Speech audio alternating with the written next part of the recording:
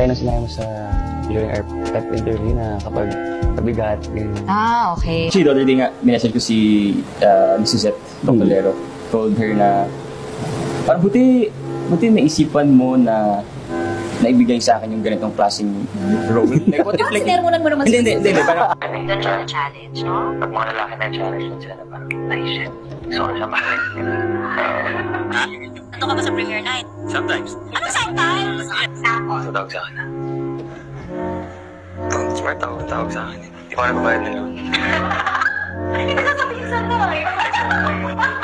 And of course, we want to help them as much as possible. Dahil yun nga, bayad naman na kami na dito eh. So, tapos na yung action. Huwag mo naman pagulit-ulitin. Para lang. Hindi ko sabihin, saan mo naman mati ah? Sabi hirap na ako. Ako naman. Ay, Anyway, kapag formatan, yung mas elder, yung mga nakatrabaho ko, doon ako mas kinakabahan actually. Nakabahan din ako. Hindi. Ito yung mga tinitingala natin. Mga tinitingala. Sorry.